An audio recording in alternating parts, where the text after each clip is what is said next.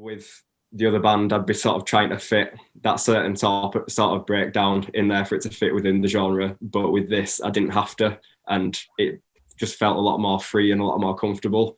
But then, like you were saying, it was challenging as well, and I wanted to make those at the best of my ability. Hi, welcome back to the Headbangers podcast, where your hosts Nathan and Brad. Today is Braddan from Expressionless, Ex-Malign.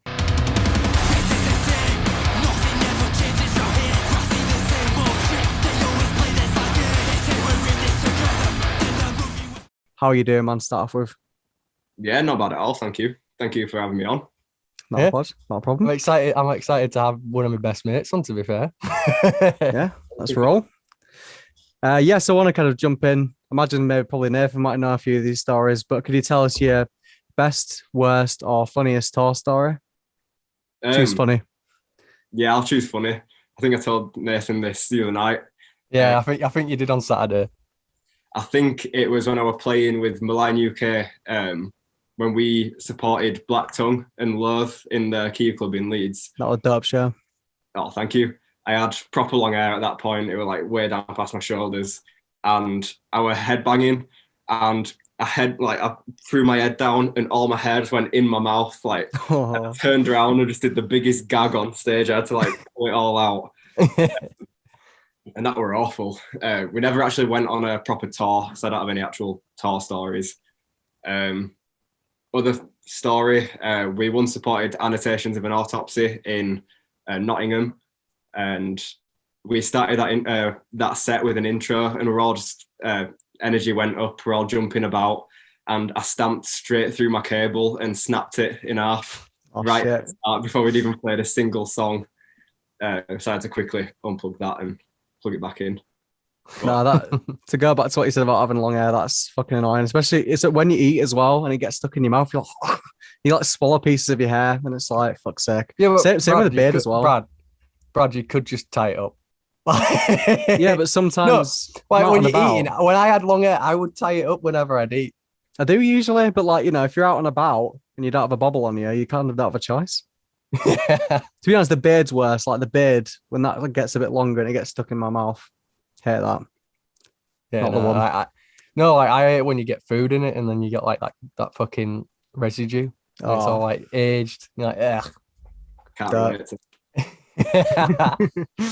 So I kind of want to ask you about Shark Circle as well.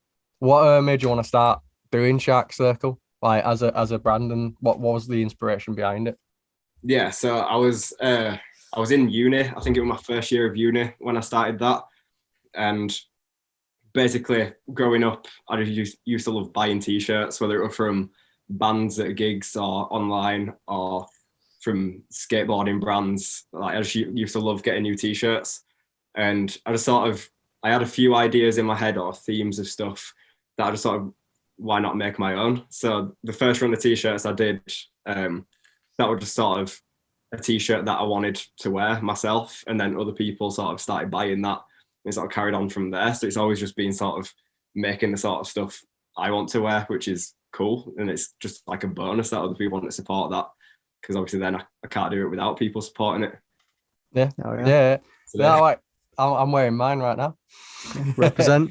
I love those little skateboards that you do as well. I noticed them. I was like, that's a cool piece of merch that nobody else is doing. Yeah, I saw them advertised online by the company that makes them, and I just couldn't resist. Just had to straight away order them. That's all. Are we expecting another drop with Shark Circle soon then? Probably. I don't have anything any designs ready to go or anything yet, but I've got an idea that I don't really want to spoil yet, but I've got an artist in mind to do that. So hopefully in the next couple of months, and then the Expressionless merch will be coming out through that as well, probably fairly soon. Awesome stuff. Also, I want to kind of ask us, going from Malign into Expressionless, what's the biggest difference in the experiences? I know that you do Expressionless by yourself, which must be a big one, but is there anything else that struck to you most? The other main difference were the way that the songs were recorded. Basically all the parts that I recorded, it was just done by myself in my bedroom, whereas for the first Stand Your Ground EP, we went to the studio for that, so it was a big difference doing it myself at home.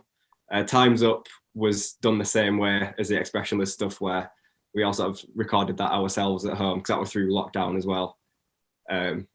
So yeah, they were funny, just shouting into my wardrobe with my microphone. Was it fun then? Like, you know, you must get like a big sense of freedom, just like doing whatever you want. And I think it shows through the EP as well, because there's so many different influences. Like, you get to like one of the other tracks, it's just like a massive thrash beat, and then there's got like, you know, different like hardcore influences. Like, I always think like if I was like musically talented, I'd love to do something by myself, because I've just got so many different influences I want to put into the same song. Yeah, thank you. So with the Expressionless stuff, because obviously I was still in Malign UK at the time when I started doing that, it was sort of songs that I just wrote, not trying to fit into the sort of genre that Malign is sort of set in. So I wanted to just sort of not have those boundaries to sort of fit it into. So that's where sort of some of my other influences sort of start coming through, because I listen to metalcore, hardcore, deathcore, beatdown. I can't even think of any other genres off the top of my head right now. But to me, when I listen back to it, there's a bit of all of that in there, which I couldn't really do when I was writing stuff for Malign UK. Absolutely. Yeah. What would you say has been like the biggest benefit to you as like a musician from writing it all yourself? Do you feel like you've like sort of expanded as a musician, being like, oh, now I know like what I can do, and then like feeling like you can challenge yourself a bit more as well? Yeah, definitely. It was probably a split between challenging and comforting, doing it all by myself. There were bits that I got other people to help me with, like all the drums that you hear. They were all Austin, who was the ex-drummer of Mine UK. He helped me sort them out, just because I don't have a lot of drum talent. And same with recording the bass, because I didn't have a bass with me through lockdown. And then he threw backing vocals on as well. But writing the actual songs themselves, because I can still program the basic drum beats that I wanted through those sections. It were a lot of freedom, just to sort of, for example, with the other band, I'd be sort of trying to fit that certain sort of breakdown in there for it to fit within the genre. But with this, I didn't have to, and it just felt a lot more free and a lot more comfortable. But then, like you were saying, it was challenging as well, and I wanted to make those at the best of my ability. So, for example, The Fire You Lit is probably the most technical song on that EP, and just recording that and writing those riffs, I was struggling to play it all the way through at first, and then just through practice, it were challenging, but also comforting, if that even makes sense. Yeah, no, like for me, I was proper blown away when I heard it, because I remember when you sent me it and you're like, don't show anyone. And like, I was there, like, I listened to it and I was like, fucking hell. I was so excited for you to release it, because I knew it were going to do really well. And it was like an extra bonus. It's like, oh, one of my best mates fucking made this. Like, it was really good listening to it, because I got to see like sort of all of your thought process as a musician, rather than just like what was, you know, like at that point before Malign. Like, I got to see like your range of it, and like I was like, oh my fucking god, he's worked. I thought he really should be proud of it, because I was proud for you. Thank you so much. It's like the best way to see like what a musician's capable of, like when everything is themselves, like there's no other people influencing what they're doing. Like, and I think that's when some of the most interesting work comes out. Yeah. Absolutely. And in terms of like the concepts of the EP lyrically, then like what influenced you with that? You know, what was going through your mind when you were creating the stories for it? Yeah, a lot of the themes of the lyrics are all sort of quite negative, really, but that was more of sort of an outlet through the sort of tougher times in lockdown and stuff like that. But There's No Such Thing as Certainty, which is the title track of the EP. Like, none of the songs are really from my perspective, but some of them were sort of relatable when writing them. For example, the title track is obviously about grief, if you look at the lyrics, and that's something I went through lockdown. And then the other tracks, sort of Ruts, is about being put in a situation where you're sort of trying to get up to the top, but you keep getting pushed back to the bottom, and it's sort of, you're trying it again. And the sort of the themes like that, and then It Stays the Same is about just, it's time for change with certain things. There were no sort of set events that influenced those, but there was sort of themes that I came up with in my head and wrote along with. But see, that was pretty much the first time I've ever done vocals too, or written lyrics. I used to do backing vocals live when we played with Malign UK, but I've never really recorded myself or anything. I've never had lessons or don't have proper technique or anything. So it was just me trying to do what I could. So it were all just a big learning curve, really. But yeah, just vocal technique wise, I just got my microphone, started shouting at it. But to be fair, like you've always done like vocals when we've like hung out and that, when you've got like a bit pissed when you've been doing like no, you fucking you can't even say no, you have done, and I've always thought they've been all right. Yeah, I mean, I thought they were good. Like you've always done it when we've been chilling out, which is why I when I heard your vocals for the first time, I was like, yeah, I knew they were going to be good because like I've heard you do them. I'm like, you should. I always thought, why doesn't Braddan do more of his vocals? Because I did think you were genuinely really good at them. Yeah, it's weird because obviously I've tried learning loads of times, and I know for a fact that I've not got the proper technique down or anything. So it's a good job I've not got any big tours lined up or anything because it'd be bad. But I just went for it. Yeah. Just throw yourself into it. Like, you know, you could sit there and think, oh, I'm not good enough to do this. But the fact that you just threw yourself into it, like that's how you learn the most, I imagine. Like you can watch as many tutorials as you want, but if you're not out there practicing and just saying, fuck it, I'll just do it, then you're not going to progress. So that's the best thing you could have done. Yeah, definitely. And then Austin, like I said, he recorded some backing vocals. And going back to what I was saying about shouting into my wardrobe, he sent me a picture once. He had his laptop and his microphone set up under an ironing board with a blanket and stuff. It's all been funny and DIY. You know what? It does sound really good. Like the mix sounds fucking terrific. Like everything sounds like really, really up to par with like a lot of like I think like bigger bands mixing. Like it stands with it. Like it does sound super professional, and it's still got like a bit of like grit to it. Like it's because it's obviously you're not holding back with like what you're doing. Like it sounds fucking like it sounds fresh. Yeah. If you get me, it sounds like, you know, like you're really going for it, and you've put 100% into it, which is good.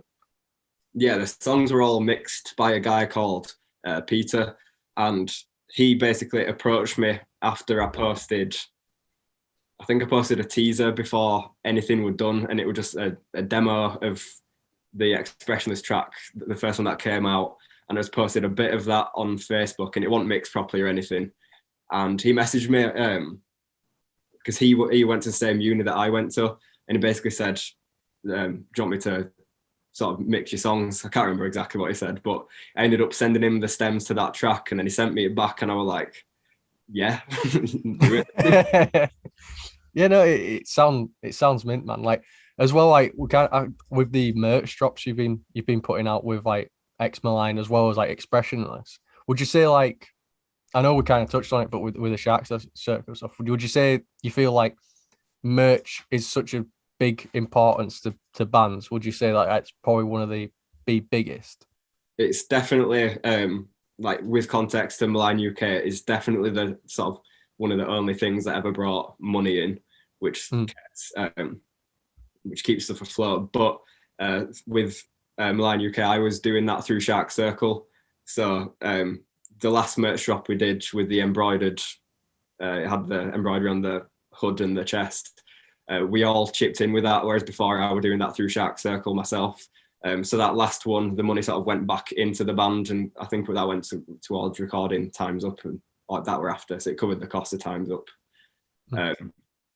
But it is definitely important for bands. I feel like that's where some of the identity comes from as well. Obviously the songs are important, but then you choose the merch you want to wear because you like the songs and you want to look like you like that band. Obviously don't quote me on that because not everyone does, but that's definitely important to me.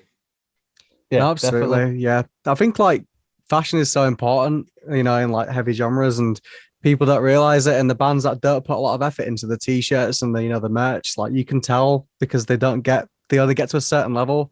Like you said, the fans want to feel like they can join in and like kind of look like them. Like yeah, a lot of bands don't realize it, but it's so important and so significant for like growth of a band. Because also like the way that you design the merch is like, it's very fashionable. It's like something that people could wear as casual gear, as opposed to like a band t-shirt. You could say that's a band t-shirt. It's just obvious from the get-go. So there's definitely a difference between the two. Yeah, I know with the last hoodies we did where it was just a little embroidery, we wanted something that was a bit, not, obviously it's not smart because it is still a band hoodie, but it's more smarter than big all over splattery logo, which I do love still. I'm not hating on that, but yeah. Definitely. It's important to like sort of look at it like almost like a brand. Like, because I feel like a lot of people don't. I think a lot of people just go, we're a band, we'll just do what everyone else does. But like, I think that you sort of like look at it like a brand and go, okay, this is like quite an important thing. It does need to sell. People need to like it. But I feel like a lot of bands neglect that part of it. Yeah, it's definitely a bit of everything. It's like I by no means do everything perfectly with it, but sort of the merch advertises the band and then the band advertises the merch. So it all works together. Yeah, it all kind of like feeds into each other. Like if you got good merch and you got good tracks, like you can kind of get quite far. Because I always find like the first thing people talk about when they talk about bands normally is either the track or go, "Did you see the new merch that they just released?" Do you know what I mean? Like it's always either one of the two. Especially when it's someone like me that wants to buy all of it. Yeah, it's addictive for sure. Yeah, no, you've got like I think easily like the biggest merch collection out of anyone that I know, really. You reckon? Oh no, I do. I honestly do. Because like I always see you with a new like band hoodie every time I see you. That's not a good thing. It is a good thing. It's expensive. So what's been like your biggest challenge then with Expressionless so far? Have you come across anything that like made the process a lot harder? One thing was sort of when I dropped the first track, I wanted a nice video to go along with it. And same again with the full EP. And even if it wasn't a music video, I wanted the sort of stream video on YouTube to look professional. But I didn't have the money because it was just me covering it all. I didn't have the money to pay someone to do that. So with that first music video, that was shot by my housemates on my phone when it was snowing. And then I edited that myself on iMovie on my MacBook. So by no means professional. And obviously there's a lot of room for improvement on it, but it's sort of, I hope I got the job done with it. And then same when the EP came out, I just love to have a music video because that whole process is fun. Well, do you know who can help you out with that? Me. I'll give you a discount. I'll keep that in mind. Yeah, me and Ev want to do like a sort of a little photography, videography sort of business. I'll do it for like bands and other companies and stuff. So yeah, we'll give a mate rate if you ever want a music video and some photography doing. Yeah, thank you. No, yeah, that was definitely the main challenge, was sort of money to do the stuff that I couldn't do. So then I had to sort of learn the basics myself. But in that short time frame, it wasn't enough to do anything special. Feels like you've like really learned a lot this year, like just all these sort of things. But the more you can do things DIY, like does save you a lot of money instead of like asking somebody else. You've got to know the people, haven't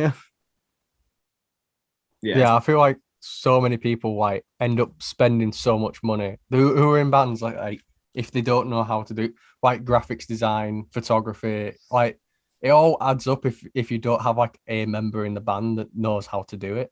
Like it really does add up. Yeah. For Just sure. Yeah, especially time and money. If you don't have the time to do it or you don't have the money. Oh yeah. It that's like, I think that's the biggest killer for most people when it comes to music. Like I know so many people that have been all right at doing, great at doing music, but never had the time or never had the money, and then like it just ended up falling flat for them. What would you say is the writing process like for Expressionless? Where does it start? Do you normally have like a riff in your head, or like a couple of lyrics? Like what sort of like comes first for you? Or is it like a mixture of them? It is the most inconsistent thing ever. Basically, I'll go for months without writing a single thing or having any ideas, and then I'll just get a spark or an idea one day, and I can do like 2 or 3 songs in a day. And it was the same with the lyrics, really. I sort of sometimes I'll get a riff in my head, and I'll record that down. And then when I'm recording that, it'll like come into my head about how I can carry that on, or I'll get an idea for a breakdown that I'll record and then record the bits before and after. But it's very sort of all over the place. Like, it's not consistent. But then one of the tunes, I got like a vocal melody in my head, and I wanted to build the riff around that. So I did it that way that time. But even staying with the lyrics, I was trying to write lyrics for songs for ages and days and even weeks without writing anything. And then all of a sudden I'd write 2 songs in one day, and I'd be like, where did that come from? But yeah, there isn't really a process. It just a bit random, really. That's the thing though, like most of the time, like you sit there and you're like, I have an idea, and like you just end up doing it. But then like I find some days when I'm like trying to like write lyrics, like everyone at Rain Eyes gets so annoyed with how long it takes me to write lyrics, because it'd be like a month and they'll be like, why aren't those lyrics done yet? I'm like, because I haven't thought of anything yet. Or I'll have like 4 different notes, all with the same sort of similar lyrics. But I'm like, I don't like that. And I'm like sat there like trying to piece together like a track out of it. And like, I'll literally sit there for ages, just staring at my screen, like going, what do I put? Like, it's just shit like that. I mean, I can't relate to like the lyric writing because I've never written any lyrics. But in terms of like when I want to make like a short film, for 2 years I've been trying to think of ideas, and I'll try and sit myself down like, right, we're gonna think of an idea right now, and it never fucking works like that. You can't force inspiration; it's got to come to you. And like one day I was out having some pints with my lass, and I was like, oh my god, I just thought of this idea. Then you like bounce off each other, and then she'll be thinking of ideas, I'll be thinking of ideas. I was like, then I've got a story, so I need to write it still, but. Like, you definitely can't force inspiration. It just comes. Like, even it can even be like a life scenario that it pops up and you're like, oh shit, I'll write about that. That's the way it is. And then the process, like from start to finish, I'd demo out the riff or the drum beat that comes in my head. And then I'd record then do vice versa, like do the guitars to the drums or drums to the guitars. And then I'd send that to Austin, who were going to improve the drums for me. A lot of the time, or not a lot, but some of the time I'd have an idea in my head of sort of exactly how I want it to sound like. So then we'd be on a Zoom call and I'd be like trying to explain it, which me as a drummer trying to explain that were kind of painful sometimes. But and then yeah, no, it is impossible when you don't really you like, you know what you want them to sound like, but you don't have to describe drums. Where you're there, like, I want to be like do do do do do do do do do, and like every drummer's looking at you like, what, like this, and you're like, nah. Not like that. Yeah, and then we get this sort of complete track, and then eventually Austin would be able to record the bass for me. I need to get a bass at some point so I can do it all myself. And then I get it sent over to Peter. I had 3 tracks done before Christmas last year, and then I sent them off. But then I told Peter not to do them because I wanted to change loads of bits to them because I'd got different ideas in my head. And then go on a few months and it's finally out. So you're a long process. Is there any like songs that you wrote that didn't make it to the EP? Yeah, there were one which, because like I was saying, I'll go ages without writing and then I'll smash them out. The ones that I just do quickly aren't necessarily all good. I did one and I sent it to Austin, and then he listened to it, and then I listened to it, and then later on the same day I was like, yeah, that's not that good. I can't remember how that one goes really without going and finding it, but there's loads that didn't make the cut, or loads of sections or lyrics that got cut out. Do you have any plans then to take Expressionless on tour then? Like, would you get like a band together to play your songs? Like, is that in the works, or isn't it something that you thought of yet? Yeah, I've got a gig booked next February in Leeds, and the plan for that is Austin that helped me write the drums. He said he'd be able to play drums for that.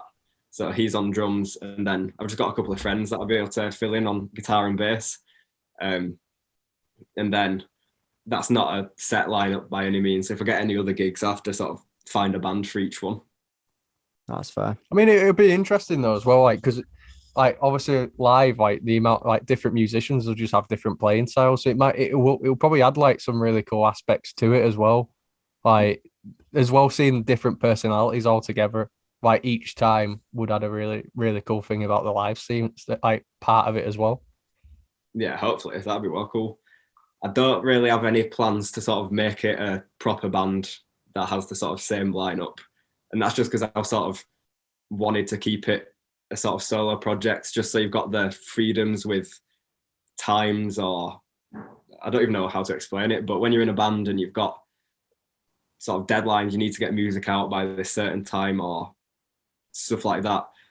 Like with my writing style, how it's a bit hit and miss, sort of it's difficult to do that sometimes. So I like with this how it's just going to have the sort of freedom where I can do it when I want to do it, or I hope this isn't the case, but that might be the first and last EP that I do through it, or anything like that. But I definitely want to carry it on. But yeah, I you know what though, I completely get what you mean with like wanting to do your own solo stuff though, like because I think we spoke about on Saturday when Siobhan, like I think you take band stuff too seriously to me, and you're like, but the thing is, until it's perfect in Nathan's head, it's never going to be why he wants it to be released. And I think like I probably relate to you with that, where it's like, oh, I think when you're with bands and you're with constantly with other people, you've got to also fit around their schedule.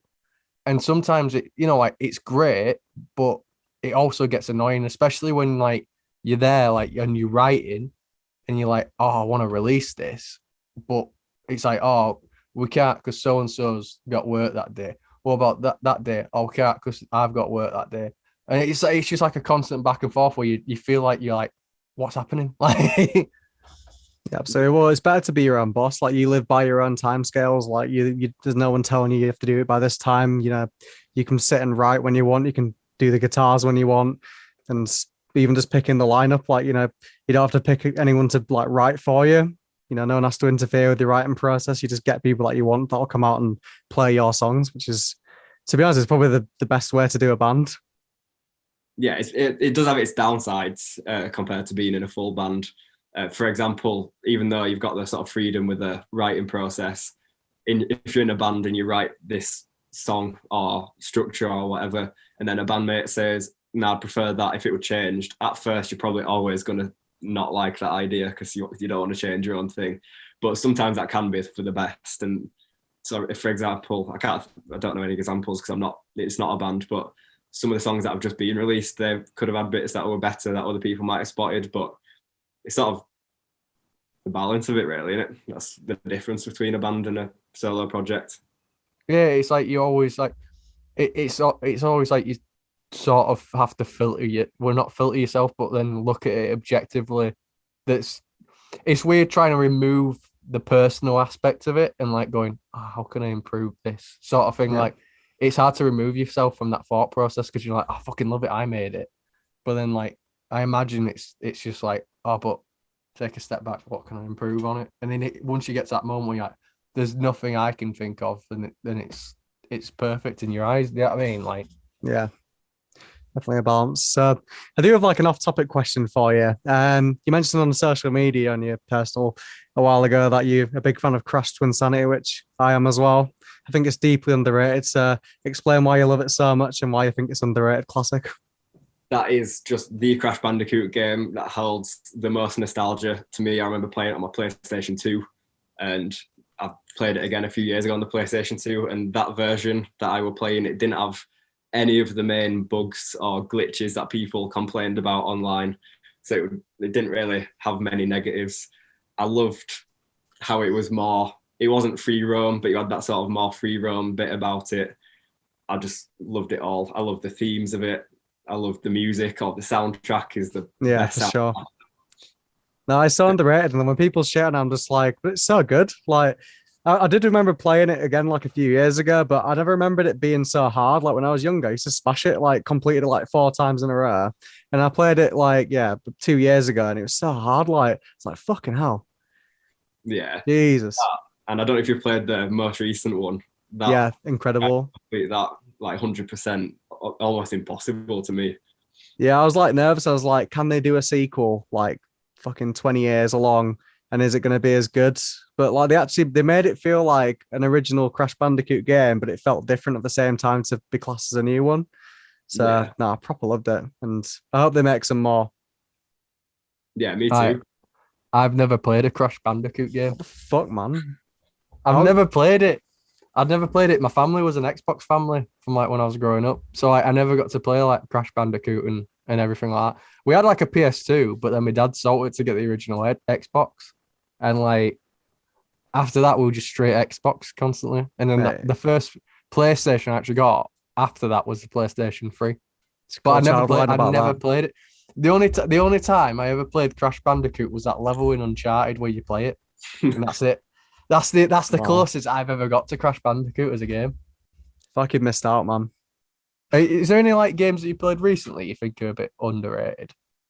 Recently, I've not really through the last year. When lockdown first started, all I was playing were Fortnite. But then after that, I stopped gaming. I haven't really. Oh no! After Fortnite, I started playing Fall Guys for a bit. Oh yeah, I remember that.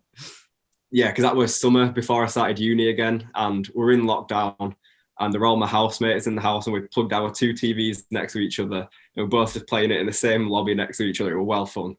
But then when uni started, I never just stopped gaming really. But recently, I bought The Evil Within. Oh, it's a sick game.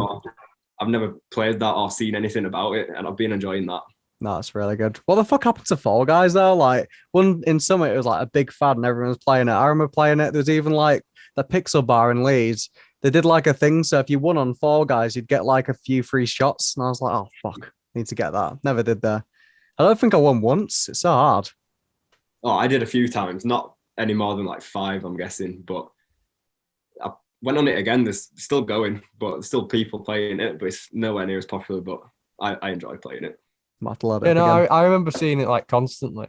What was that fucking? Remember that like video chat app that came out like round about the first time of lockdown where you could play games on it? That died off quickly, didn't it? Like, I think we all like did like a it was like a FaceTime game where you could all play at the same time. Yeah, House Party. That fucking died so quick, didn't it? I think it was that the one that like had a lot of hacking issues, so like loads of people getting scammed or something. There was like a story each week that someone got all like the details stolen from House Party. Shit. Like that. Yeah, no, it's fucking. Because I remember like memes coming out like when lockdown first happened. It was like the creators of House Party, they're like raking it in with fucking money and that, but then it fucking died like pretty much instantly. That's crazy. Yeah, I didn't know about that. Yeah, no, I can't remember it because it's like I remembered it, but I couldn't remember its name because I think I used it like twice, and then like that was it. What was like the inspiration to start Expressionless then? Like what sort of like brought you to starting it? One of them, It Stays the Same, the first track, was a song that I demoed out that could have potentially been a track for Malign UK. But I remember just wanting to like do it myself for some reason. I can't remember what. I don't think there were even a reason why I wanted to put my own voice on it. I just felt the urge to just throw myself at it, and then I'm glad I did. Really. Oh yeah. I mean, like you, it's done so well. Like I remember, what was it like 10K streams that you got from like the release? Yeah. Oh no, but it's still. I thought it was amazing that you like the amount that you got. Like it's like what we were saying though. Like on Saturday, like whether it's 110 or 1,000, it's still sick that someone listens to it. Like it's always the same feeling no matter what. Yeah, the fact that there were even 10 people on Spotify listening to it, like that's amazing to me. Yeah, no, it's an indescribable feeling because it feels like you finally like, cause especially when you've spent months like mulling over like the tracks, when you finally get it out there and you just see that even if it goes up by 1, you're like, I've done it. Someone liked it. You know what I mean, like, it's so good. Yeah, you write music because you love doing that and it's fun to you and you do that in the styles you want. So then just the fact that people want to hear that is no better feeling to me. Yeah, no, it's just like, it's so unreal. Like it's one of those things that you can't describe it until someone does it and they're like, I get what you fucking mean now. Like it's intoxicating. Like the minute you release something you then want to release something new, so you can chase the feeling again and being like, oh, I can't wait for him to hear the new stuff. And like you're constantly chasing that feeling, and it's like when it happens, it's such an unreal feeling. And like for the next couple of weeks, you're on fucking like you're just walking around like proper happy, and then the minute like that feeling stops, you're like, right, start to fucking write again, so you can release another one. Like it's just amazing. Yeah, next step, just see how people react to that gig next year. I think you're gonna get a good reaction. I mean, I'm gonna go to it. You know, I'll go to it as well. You know, for a fact, me, Siobhan, and all that will be there. Come and have a sing along. Oh yeah, I feel the same about the podcast though. Like, you know, when me and Nathan proper started taking it seriously in January, you know, for a while it felt like nothing was really taking off. Like we were enjoying doing the episodes, but we wanted to see some return for it. And like recently, I'm like, Nathan, look at the Spotify, look at the streams and all that. And then like, because on the YouTube it doesn't always do as well, but on like Spotify and streaming services, like that seems to be where most people are going for it now. So like, I'm proper satisfied with the trend line that's going up now. I was like, finally. Yeah, no, it's gotten to the point where I regret like a good 80% of the podcast we did before interviews. But I'm like, I wish we'd just started doing interviews straight away. Like Nathan begs me to like delete the first episodes. He's like, yeah, no, please. I've asked you about 1,000,000 times to delete the first 3, to be fucking honest. Like, yeah, but it's memories now, though, isn't it? Yeah, but fuck it, I hate them now. I don't think they're as good as all the other ones. But you should always keep your old content because then people know where you've come from. And it's like, This is how it started. This is the progression. True. That is true, to be fair. Yeah, no, it has been fun. Yeah, exactly. So do you have any hobbies and interests outside of music then? And obviously you've mentioned a few things already. Was there any like hobbies and interests that people don't know about you? Most people probably do, but I collect a lot of tapes and records and CDs and band merch. Like Nathan was saying earlier, probably got too much at this point. Apart from that, I just spend a lot of time listening to music. To be honest, I love trying to find new albums, especially through the start of lockdown. I was making this big playlist full of a lot of the stuff I've never even heard before, trying to find new bands. I've recently started skateboarding again. I hadn't skated in ages. I started and then I broke my wrist and then stopped for a while and then just got back literally in the last couple of weeks, started that again. I literally remember when you broke your wrist because I remember seeing the message on the group chat. Oh, you're awful. No, because it was like in the mid, it like sort of like middle of the night-ish. It was like, I've just broke my wrist. And we're like, how? Oh, what a night. What happens? Basically, I went to see Not Loose and Malevolence in Manchester. I was there having a good time, and then Malevolence were playing, and I basically ended up just getting pushed over and fell on the floor, and my wrist just crumbled underneath me. Oh, man. The band was still playing at the time, so I just stood up and put my hand in my pocket because it was hurting. And then as soon as their set finished, which I think they're on the last song anyway, but I took my hand out of my pocket and looked at it, and it was just all like. I remember seeing the photo. I remember seeing the photo. It's like burnt in my head because it's like it was literally like just like that. Like it was so like out of place. Yeah, I'm gonna find it now while we're talking. But then we left that gig and we walked to the hospital. Went to the shop, and I remember having to get my friends to open my bottle of pop for me because I couldn't do it myself. And then shout out to my housemates that came and picked me up at 3 a.m. But yeah, that wasn't good. And then I'm nearly there now. It's about it. I hope you're not trying to find it. Yeah, you're alright with pictures like this. Yeah. Yeah, no, it was because I remember it, like because I just remember the message and like I think I was with Siobhan at the time, like at a house, and I was like, shit, is Braddan okay? like fuck, he's broke his fucking wrist. It was scary though because we had a few gigs sort of lined up, which one of them got cancelled, but the one that did carry on, I was like a third vocalist for Malign UK, but I found it. You can't. Oh, it's not focusing on that, but no, you can sort of see that line though. Yeah, if you send it over to me if you send it over to me after the podcast, we'll put like a little edit up on screen. Like Yeah. If you're okay with your wrist going up, yeah, we'll put it on. Yeah. But yeah, you know, go on, you know what was mad as well? You know, like going back to the tape thing. Do you remember like Secret Santa last year? Because I remember when I got the Secret Santa gift through, and I opened it, and it was the Cryptic Shift cassette, and I was on the phone to Siobhan like, did you order something to mine? And like I forgot that we were doing Secret Santa. I was there like, it just says from your cosmic Secret Santa, and I was there like, it's your Secret Santa from like the group chat. I was like, oh yeah, shit. But I remember being like, who could have got me? And I was like, it had to be Braddan. So I remember when it like revealed that you were like, I fucking knew it. Yeah, I don't know. I couldn't think of what to get you, and then I was thinking of the bands that I knew you liked, and I think you did a photo of theirs or something that got used. Yeah, no, I did a photo that got used on some of the merch, but we also like interviewed them on the podcast like the month before. Yeah. That was our first one. Yeah, that was our first one. But I've still got it like on display and lot because I thought it was sick. So again, thank you for getting me that. I'm glad you like it. Mate, I fucking love it. I bought a cassette player as well just so I could listen to it. Have you? Yeah. But yeah, best Secret Santa gift I ever got, to be fair. Yeah. I probably listen to my tapes more than my vinyl more at this point. Do you think? I know they're probably not definitely not as good sound quality, but just a lot of smaller bands put tapes out. That sort of vinyl's a bit too out there at the moment. So I've got probably some of my favourite albums on tapes that I haven't got on record. It's a bit more accessible as well, isn't it?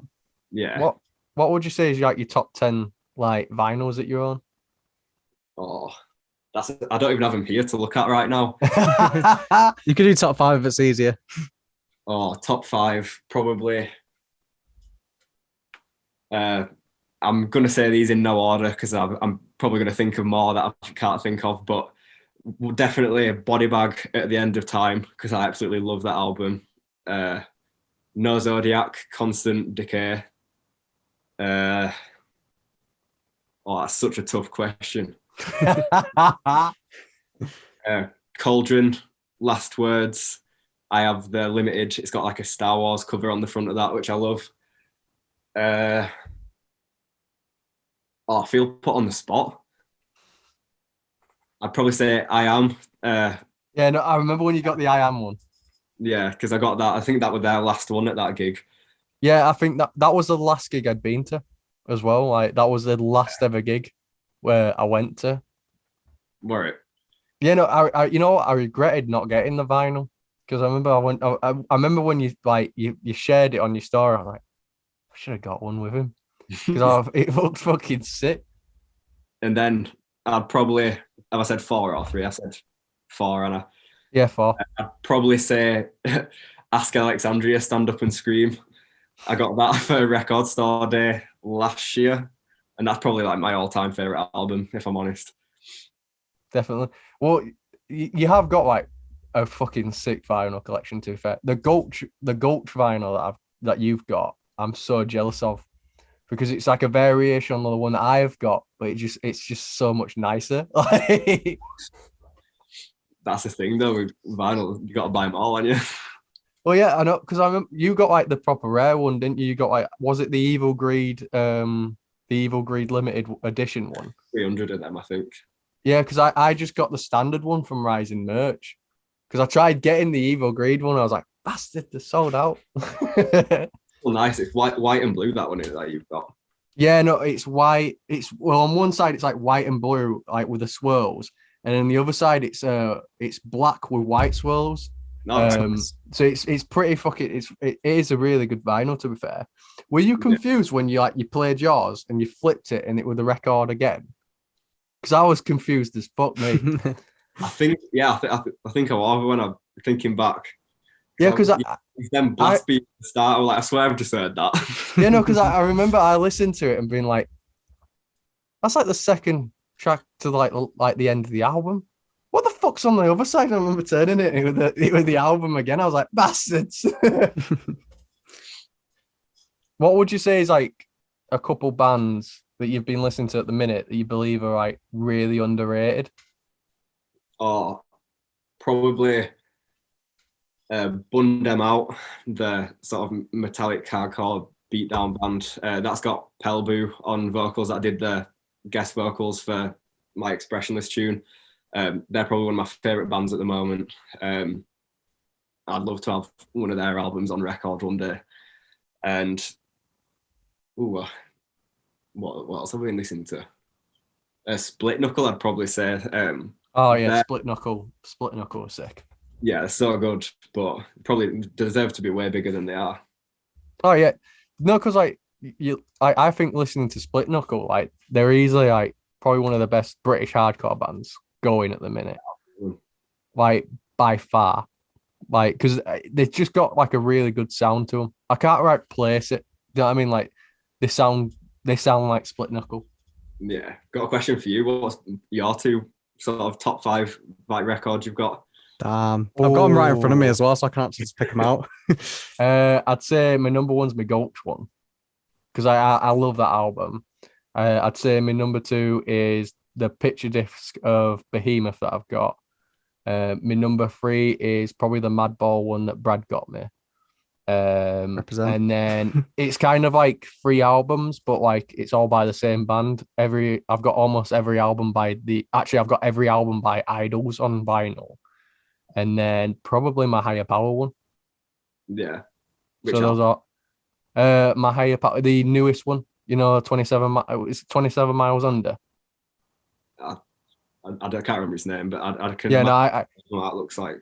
Yeah, no, that's a good one. I'll have it's 6 on as well. I've got Gatecreeper Deserted on vinyl, and it's limited to 300 copies. So that's like one of my rarest. Here's the question though: like, are we basing it on aesthetics of the vinyl itself, or are we basing it on the content of the vinyl? Because like that could be two different conversations. Okay, talking like nicest looking. Probably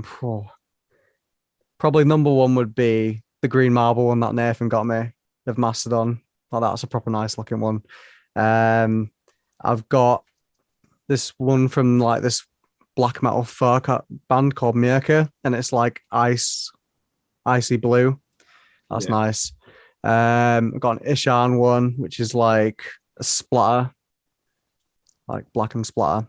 And I really like my Sleep Token one as well, because that's like grey, like a really nice grey and see-through, and like the back is like a different shade of grey. Yeah. Fucking hell. Could say, is it 50 Shades of Grey? 50 Shades of Grey, yeah. Fucking hell. I have a few picture discs as well. Quite like our Cryptic Shift one, the newest album, yeah, because that's a picture disc of the artwork. Yeah. And there's a picture disc of the newest RPF album. So yeah, probably them. If we're talking like content of the vinyl, then I'll probably be here all day. So let's just wrap it up with that one. Yeah. No, I always say on the podcast, I like kind of regret getting Brad into vinyl because I was like, oh, just like get a vinyl player, it's sick, and I showed him what it sounds like, and he ended up getting one, and like later on that night he's like, I spent £100 on vinyl. I'm like, how? Yeah, so it begins. So most of the paycheck goes. Yeah, no, I haven't bought any new vinyl in like I'd say 3-4 months. Really? Notes popping out to me at the minute. Oh, 2 days ago for me. Yeah. So, as soon as I got paid on Friday, I was like, yeah, let's get some more. For me, like notes popping out, and if the stuff that I want, I can't get in the UK, or like if I try to import it, it's so much money to import it where I'm like, it's not really worth waiting for God knows how long to hope to God that my fucking vinyl isn't either warped to smash by the time it gets there, or spend like 30 quid in shipping.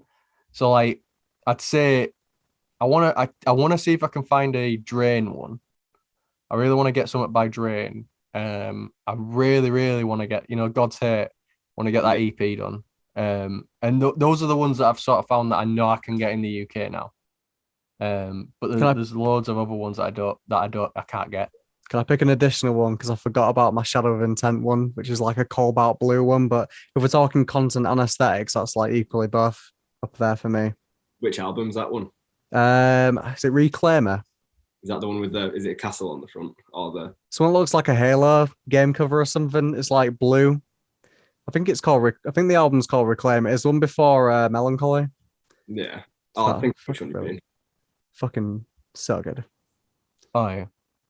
No, I quite like Shadow Intent. I'd get some of their vinyl. Like, I reckon I'd probably get some of theirs.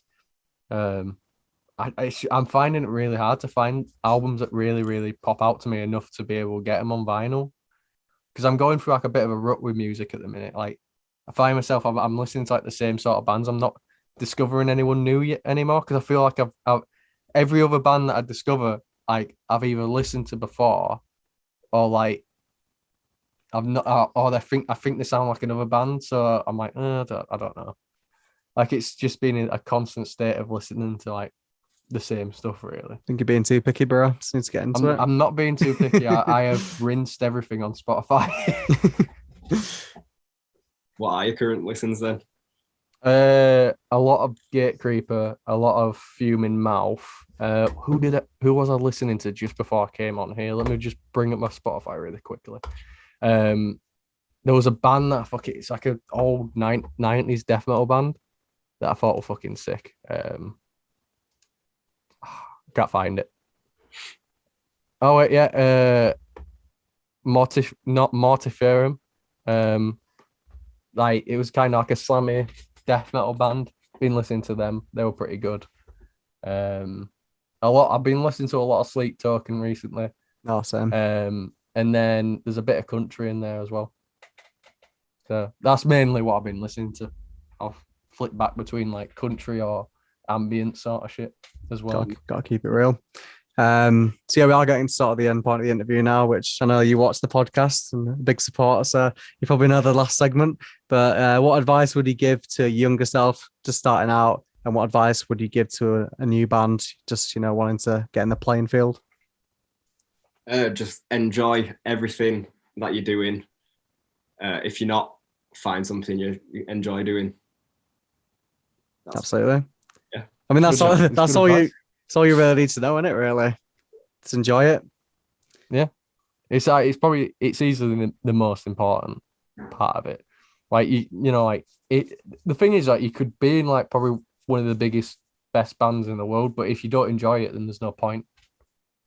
Like, and it is good advice. Money is the point in it, but yeah, but like, I can't imagine like Metallica's ever sat there going, I tell you what, I fucking hate writing this shit. I mean, like, I can't imagine they do. Like, I think like part of like feeling like you're successful is also related to enjoying what you do. Yeah, definitely. And I feel like if you don't enjoy it, then you'll never see how well it's doing. Yeah, absolutely. But yeah, thank you so much. And thank you for continuing to support the podcast. Loved your work in Malign. You were great live then, and I'm excited to see you in Expressionless as well in February. So me and Nathan will get tickets and come down. Yeah, I'm making sure I'll come down. Yeah, thank you very much. Thank you for having me on. Thanks for coming on, man. Pleasure. All right, catch you in a bit, man.